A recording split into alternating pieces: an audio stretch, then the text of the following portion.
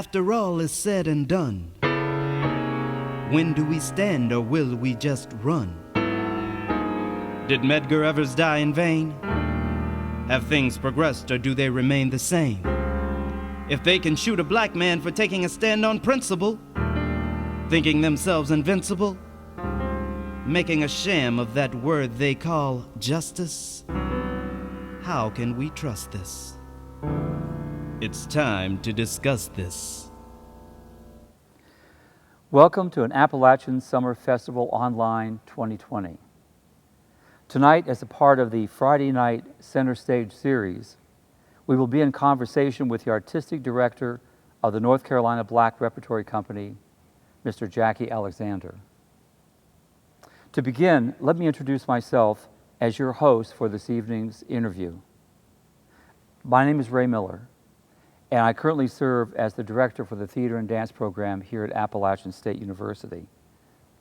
In the past, I have participated as a facilitator for some of the Appalachian Summer Festival dance and theater productions by working as a coordinator for conversations between you, the audience, and the artists that we've invited here. But in addition to that, like you, I have been a supporter of the Appalachian Summer Festival since I came here in 2005. I've attended most of the events, and I've never been disappointed with the wide variety of events and with the artistry of those who've come to Boone. With the pandemic, the organizers for our annual summer festival have quickly and creatively adapted to these very unusual circumstances and have curated what has now been called the Appalachian Summer Festival Online. When you go to appsummeronline.org, you will find a myriad of events, from music and dance to theater and film, and much, much more, including the visual arts, lectures, and, like tonight, conversations. I encourage you to click on appsummeronline.org. While we cannot be together face-to-face this summer, we can still participate as a community in our support and engagement with this year's fine roster of talent. And so tonight, we are fortunate to be able to be in conversation with the artistic director for the North Carolina Black Repertory Company, Mr. Jackie Alexander. Welcome, Jackie. Thank you. Great to be here. You and the North Carolina Black Repertory Company are not new to the Appalachian Summer Festival. I'm wondering if you might share with our audience some of the productions that you brought to our stages here in the past.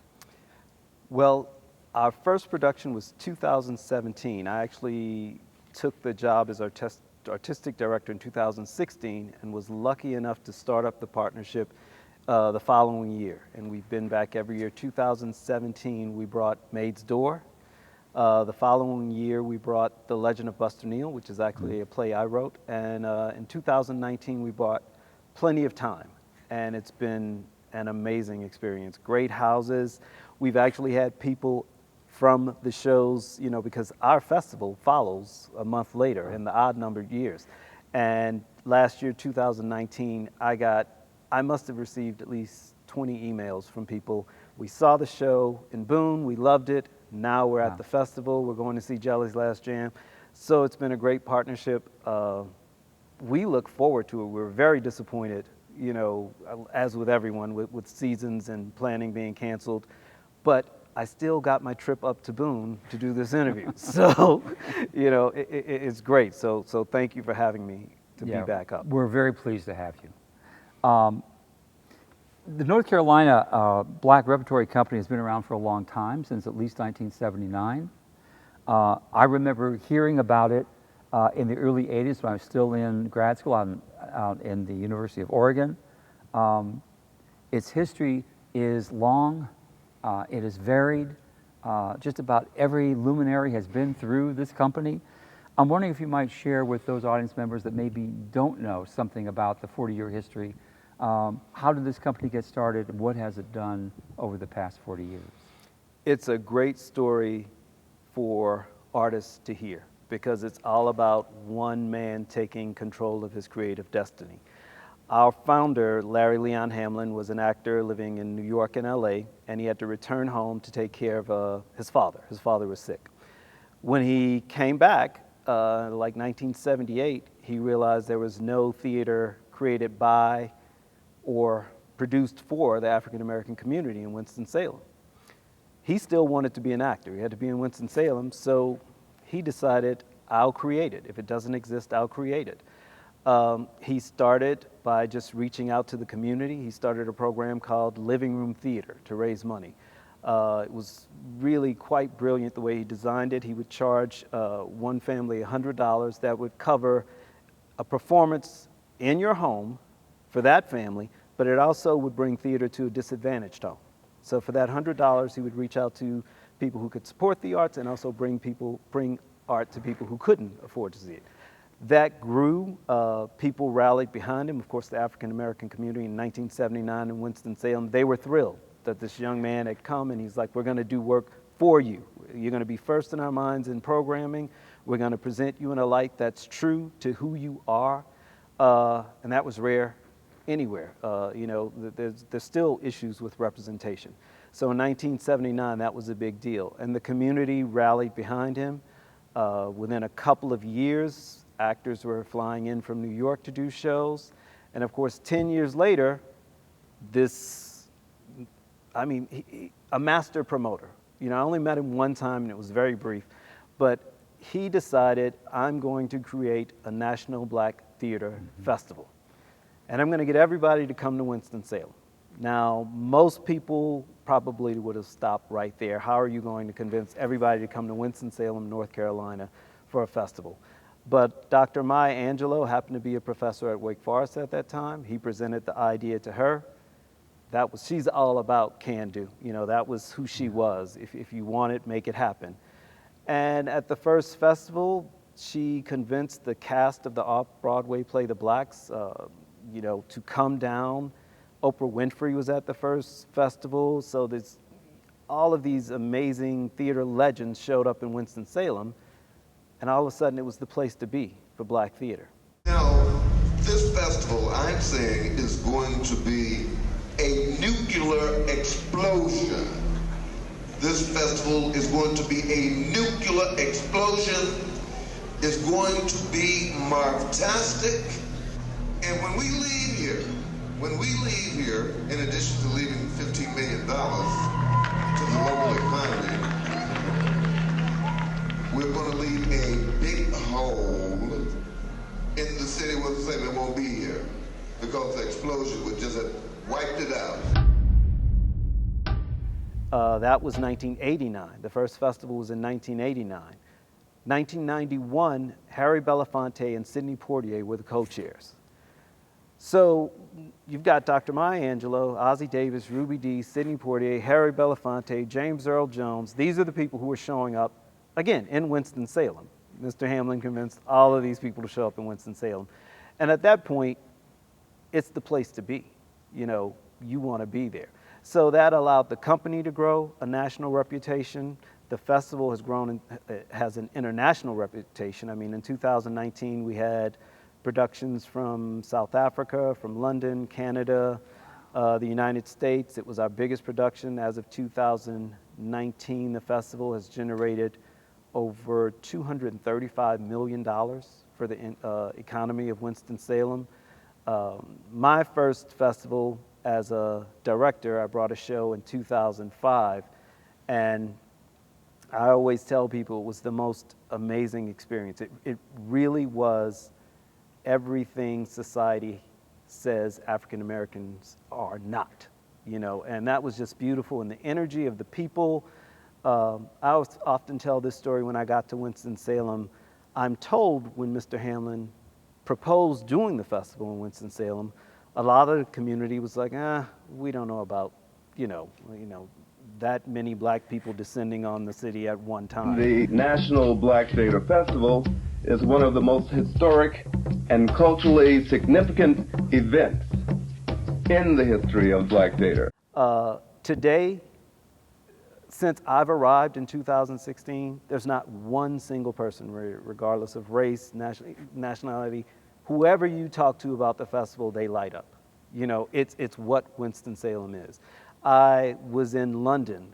I was going to London on a vacation trip. Everybody was asking me about the festival. How do we get a show to the festival? When do submissions open up? And I always tell people in Winston-Salem, you have the most important event in Black theater right here. Don't take that lightly. Be proud of that. And they are. And it's not just the Black community, it's everyone. So it's been an amazing ride. And we actually, 2019, we shot the entire festival. We're doing a documentary on the festival. That was one of the things I really wanted to accomplish. So we shot the entire festival. We have over 100 hours of footage from that. We have archival footage from 30 years. So the pandemic, our editor's been in his room. It's been great for him because he's going to be there for about a year piecing this film together. And we hope to premiere it in August 2021 at the festival. We are finally here. Time to do what we came to do. Welcome to Holy Ground. The story behind this is just incredible. I'm wondering if you could summarize for us how you think the primary mission of this theater company has changed in the 40-year history. So when Larry started it, what was the primary thing he was trying to do? And now how has that evolved over these 40 years under your leadership? I think his primary focus, he started the festival, he went to a conference in Atlanta, and it was a conference of Black theaters from across the country, and they were discussing the financial issues they were running into. And he thought, wow, it would be great if we got everybody together to share our work, to show the type of work we're doing, share our resources, to let directors, because it's one thing to, in 1989, mail a resume to someone and someone open a letter, as opposed to someone walk up to you and say, hi, my name's Jackie Alexander and this is what I do.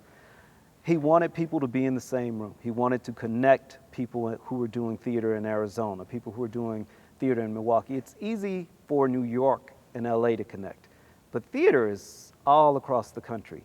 And the middle of the country gets left out. You know, Southwest gets left out. So he wanted to bring all of Black theater in one place to celebrate each other, but just as importantly, discuss the issues they're facing, share resources. How did you find money for this? What's your marketing strategy? So that was what it started as. That's still a driving force behind it. One of the things I wanted to introduce, which we did at the last festival, was the development of new work. We call Winston-Salem Holy Ground, and I try to think of it as the birthplace of new works, because when you see a show at the festival, it'll have a life after. And I hate when I see a great play, you know, you see a great show in New York and you never hear about it again. So you bring a show to the festival, somebody sees it from Florida, somebody sees it from California, somebody sees it from Arizona. That show has a life. Mm-hmm.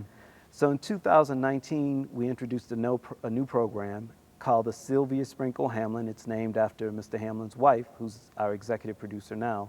The Sylvia Sprinkle Hamlin Rolling World Premiere Award, where we pick one show and we guarantee that show at least 3 world premieres over the next 2 years. So in 2019, Phenomenal Woman, a new play inspired by the life of Dr. Maya Angelou, was selected.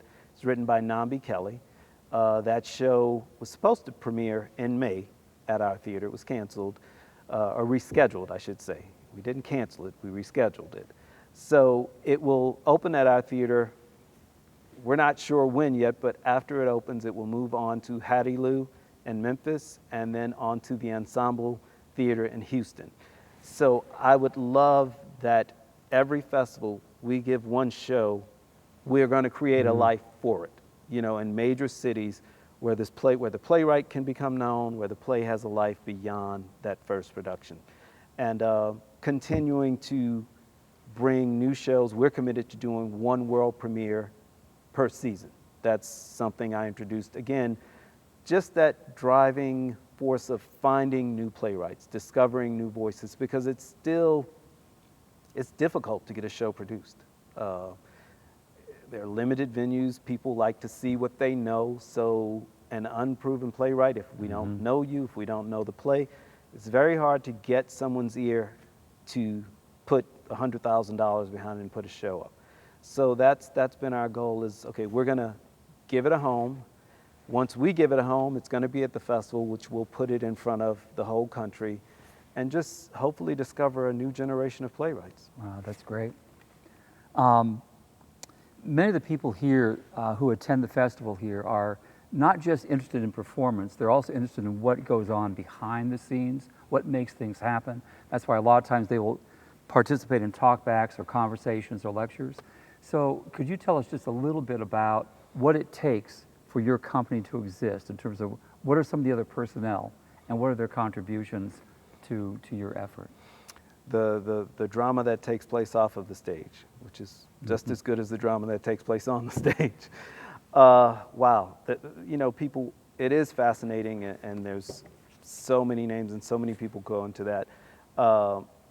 Our board president and the executive producer of the festival, as I mentioned, is Sylvia Sprinkle Hamlin.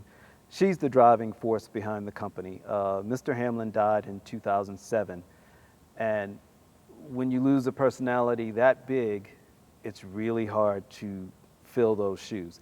But she stepped up to the plate, and you know, as the festival has actually grown, it's gotten bigger in those years. So she handles fundraising, keeping the word out about the festival. She does everything, you know. We've got Professor Artie Reese, who is our technical director, which is so very key. You know, I'm a director. I've been in theater for 25, 30 years, and I don't know half the stuff he does. Directors just like stuff to show up and be there. And that's where you have to have a good technical director. My first festival, when I heard about the festival, I was like, wait a minute, they do 30 main stage productions in 5 days with full sets, lighting, costumes. That's not possible. Like, how is that possible?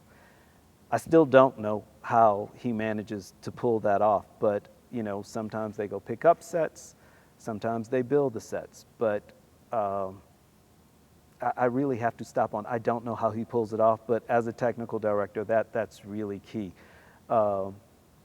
Taylor Morell is our stage manager. She's with us year-round doing our seasonal productions and working on the festival.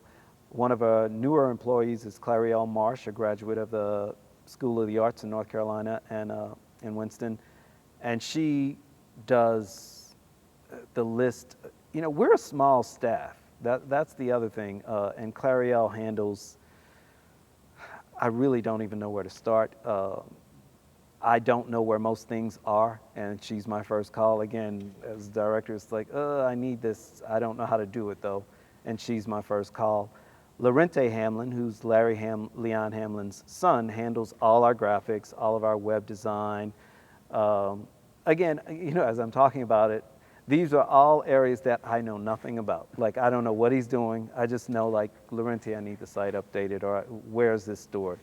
So, and then we've got Nigel Austin, our executive director, who literally knows everyone. I mean, he knows everyone. So he's just like the soul of the company, the energy of the company when he's out promoting the company, finding money for the company. We've got an incredible board who works tirelessly to support the company. We have, for the festival, I think last festival in 2019, we had approximately 1,400 volunteers. So the city of Winston-Salem produces the festival. And it's a lot of people who just love it. It's like it's theirs. They take ownership. I love to tell this story, again, back to my first festival. We were being picked up going to the airport. We were leaving, and we had a really early flight, and someone picked us up in a van, I don't know, 5:30 in the morning from the hotel, and we're talking to him on the ride to the hotel, and he's like, yeah, I get a 1-week vacation every year, and when it's a festival year, I take it to work the festival. And we're spoiled New York actors, and we're like, wait a minute, this is your 1-week vacation for the year, and you're getting up at 5 in the morning to drive us to the airport? And he's got this huge grin. He's like, yeah, it's the best week of the year. I can't wait for it to come. And that selfless love and dedication is what drives the festival. It's why you feel that energy that week, because there's nothing but love behind it. So it's really amazing. And I may have veered off from your question, but all of those people, all 1,400 people, volunteers, you know, the people who drive the van, the people who set up and cater, we can't exist without them. So you won't see their name on the website, but we can't function without all of them. Jackie, most of the people here know you as a director, as an actor, as a playwright. You're a very fascinating man. You bring some really important work to us. I know that many of them would like to know something about how you got started. Where are you from? What is that got you interested in theater? And just a little sense of what was your journey to get you to the point now where now we interact with you. I'm a native of New Orleans. I was born in New Orleans, grew up in a town about 45 minutes outside of New Orleans. Decided I wanted to be an actor, went to New York, studied at the American Academy of Dramatic Arts, the Actors Center, and multiple other places. Worked as an actor for about 10 years and kind of fell into writing and directing. I actually, one of my mentors, Weldon Irvine, if you don't know the name, you should Google it. Weldon Irvine, there's actually a great film out on him right now called Digging for Weldon Irvine. But great jazz musician, was a one-time band leader for Nina Simone, wrote the lyrics to Be Young, Gifted, and Black for Nina Simone. If you love hip-hop, you know Weldon Irvine because they've sampled all of his music. We call them wine sessions, where actors complain about, you know, I don't like the parts that are available, I don't like the roles I'm being offered, there aren't enough roles. And Weldon was never about, you know, if you're waiting on someone to do it for you, it'll never get done. Weldon was all about taking control of your own artistic destiny. And he just lit into me one night, you know, like, I'm tired of hearing you complain. You know the stories you want to tell. You're telling me all these stories that need to be told. Go tell them. You know, sit down and write them. Stop whining, stop waiting, and make it happen. And when that comes from someone who does that, it's not just words. I mean, he was funding that CD. He saw something he didn't like going on in society and wanted to make an artistic statement about it. And he wasn't waiting for a record company to sign off on it, because that would have never happened, or would have taken forever. So he went to the bank and took his own money and was like, we're gonna make this happen, and started making phone calls. Weldon, and this is interesting considering the times we're living in right now, in 1999 in New York, an African immigrant, Amadou Diallo, was shot at 41 times by the police. I think he was hit like 18 times and killed. He was unarmed, had no criminal record, was basically just going home. So Weldon put together a protest CD called The Price of Freedom, and I collaborated with him on a track called Said and Done, which is kind of a roll call of the names of people who had been killed by the police. And just kind of, you know, a lot of people saying, say their name. This was 1999, and that's what this record did. That's what it did. It said their name. But anyway, we were in the studio working on the CD, and I was complaining and whining about the roles that were available to me. And Weldon did not believe in waiting for anybody to give you work. You know, he was like, if you're not happy with the work that's out there, create your own. I will help you, but I don't want to hear you whining anymore. That led to me writing a film, Joy, which Weldon wrote the score for. He also helped me out with money, and that film premiered in 2001. I don't need you questioning me when I'm trying to do my job. All I wanted to know... What you want to know doesn't matter. What you need to know is that I have a job to do, and I don't need you giving me a lip when I'm trying to do it. Man, you can't lecture me like a child. I mean, if we did something wrong, you write us a ticket. But I can and will ask any questions I deem necessary. You will do as I deem necessary. Man, all I want to know is... Put your hands on me. Hey! What are you doing, man? What are you doing, man? Get back to the car. It ended up winning the Black Filmmakers Hall of Fame, the Best Feature Film Black Filmmakers Hall of Fame. Blackfilm.com took it on a tour across the country. We were at Lincoln Center, the French Embassy in DC, the Museum of Modern Art Chicago, DGA in LA, just this amazing tour. And all of a sudden, people looked at me and said, "Oh, you're a director." I wasn't really, but it was like, okay, I'm a director. Someone asked me to direct a show, a theater piece, Plenty of Time, from, they saw the movie. It's like, would you be interested in directing this play? I directed the play.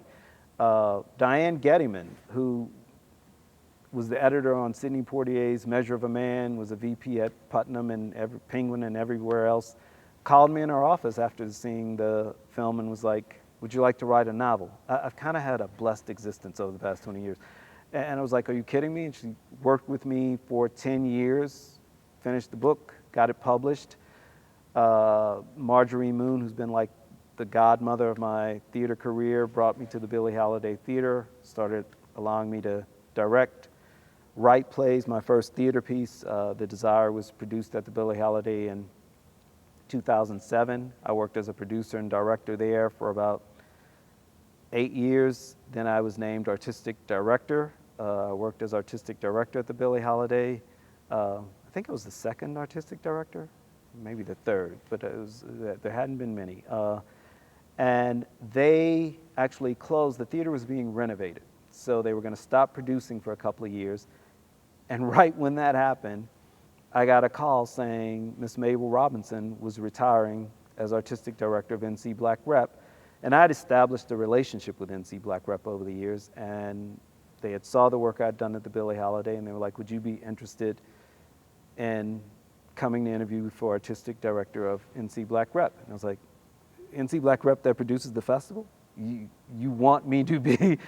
So after sitting down quickly, I said, yes, I'd love to come. And that's how I ended up in Winston-Salem in 2016. And it's been an incredible ride since then. It's so interesting. When we reflect on our history, a lot of times when we reflect on it, it looks like kind of a relatively straight line. But when you're actually living it forward, it's zigzag, like this to get there. Thank you for sharing that with us.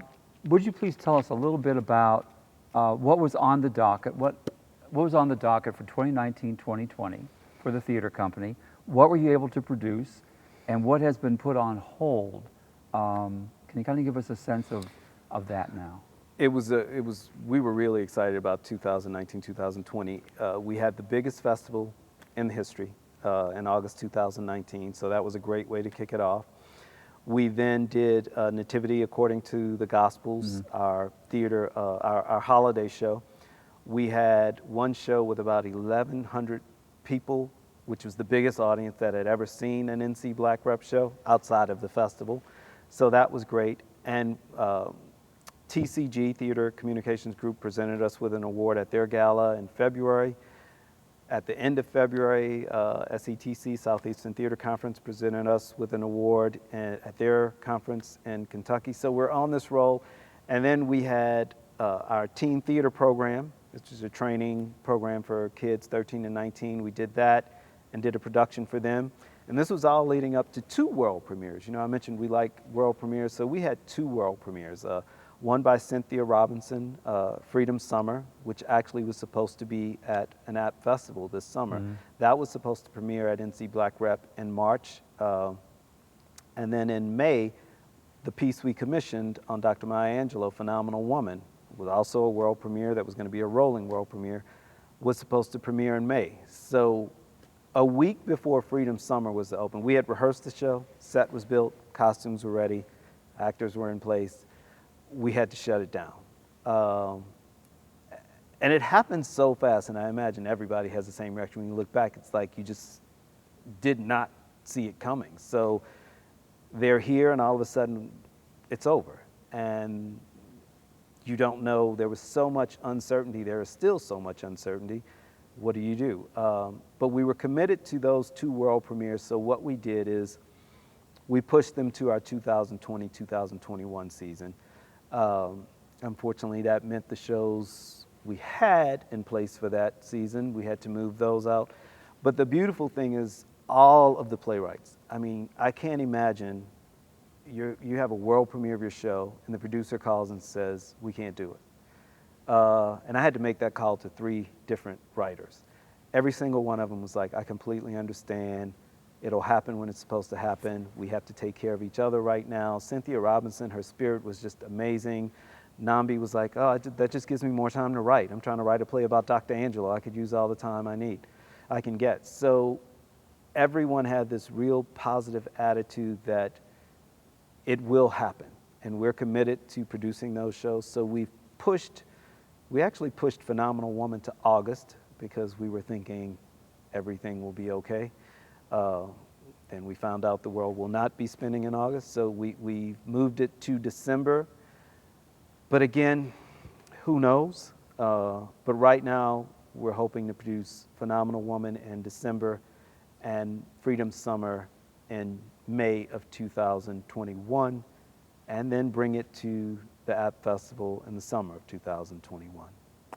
I know you and I talked a little bit about this before we formally started this interview, but what are you and your board of directors and your colleagues thinking about in terms of how to create theater and keep a theater audience involved between now and whenever we can, in fact, resume public performance? What kinds of things are you folks thinking about? Well, you know, the first month we were just, that question was the question every day. What do we do? What do we do? We've done about 8 online events, no, about 6 online events. We've got 2 more scheduled. They range from readings of plays, and these are done via Zoom, published through Facebook Live.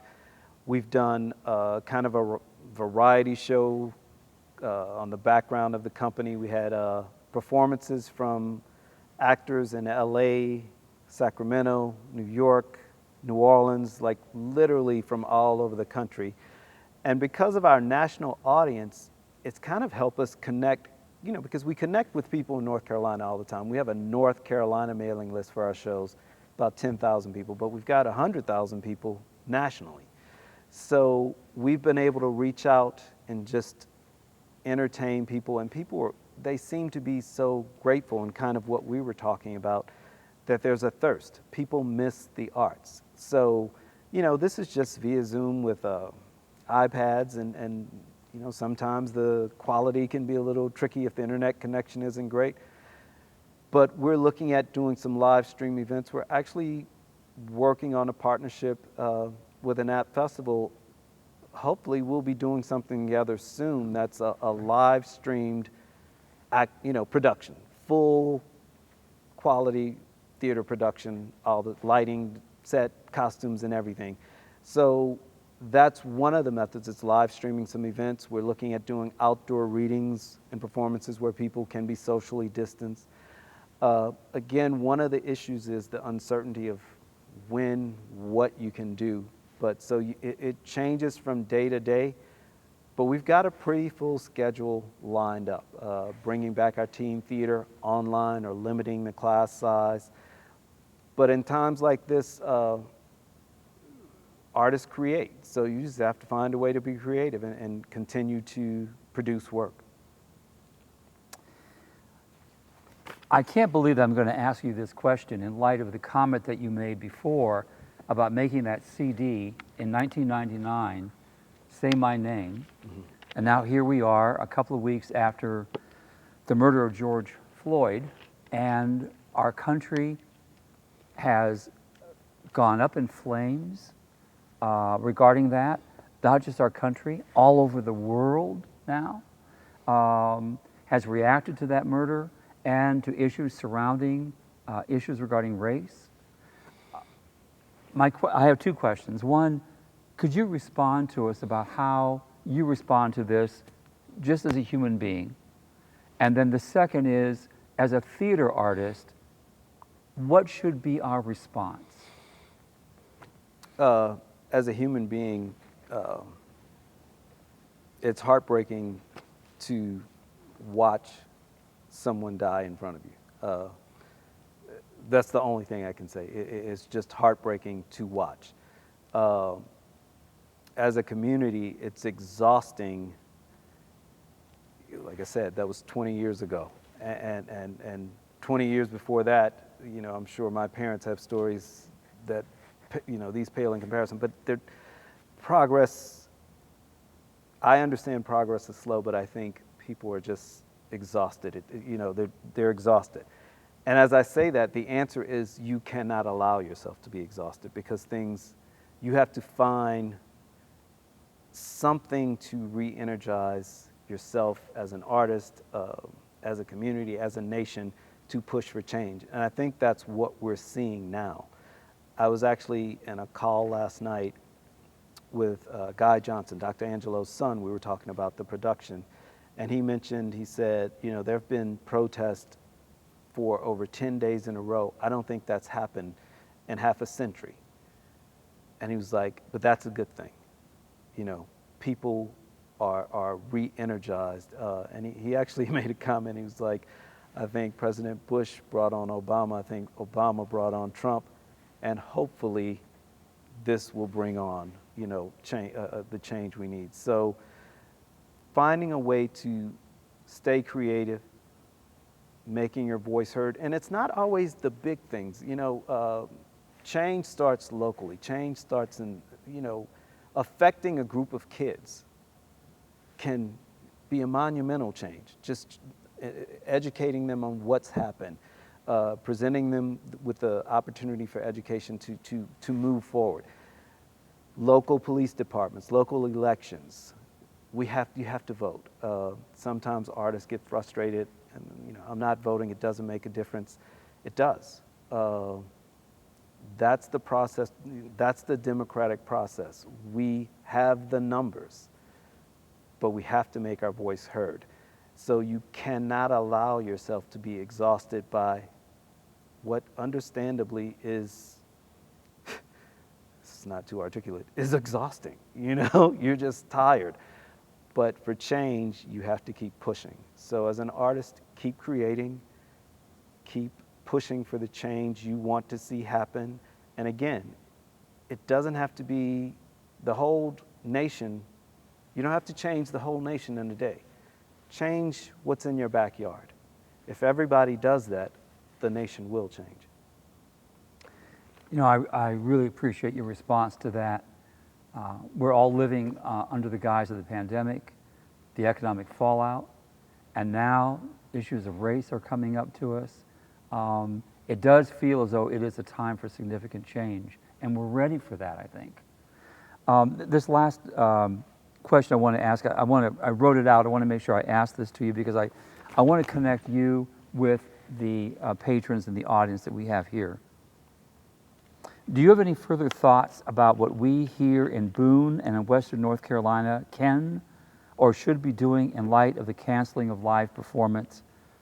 App Summer has been such an important part of the lives of the people who live in this community.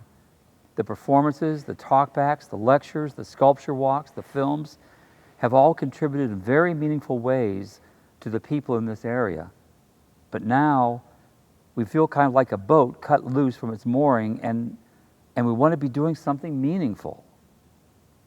We are not the only community that is experiencing this situation.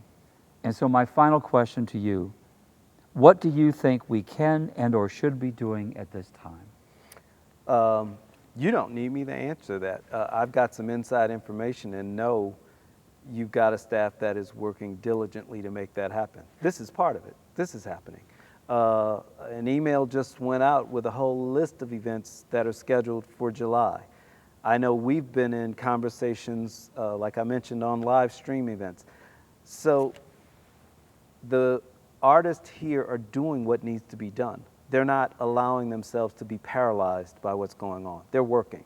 They're being creative. They're having meetings. What can we do? How do we make it happen? The first time I brought up the live stream, they were like, we're not sure how to make that happen. But the conversation wasn't, we can't. It was, we don't know right now. Give us some time. And time wasn't long. It was maybe 3 weeks later. Okay, we figured it out. That's what art, you have to be creative. And I know that's what's going on here. I'm the beneficiary. I'm very grateful to have a relationship with you guys because it's allowing us to do, they've answered some questions from me. Our first conversation, I had all these grand plans, and I didn't really understand the technical side of what was required. So the conversation helped me move in a different direction, which is helping NC Black Rep get some things done. So I think you guys are in good hands. I don't have the answers. I don't think any one person has the answers. It's working together to be creative and just keep pushing. Don't be exhausted by the obstacles. Don't allow yourself to say, I can't. Just give me a week. Give me a couple of weeks. Let me work on it. That should always be the answer. Jackie, I want to thank you very much for coming up and having this conversation with us. I've known you from afar as a director and as an actor. My first opportunity to really get a chance to talk with you.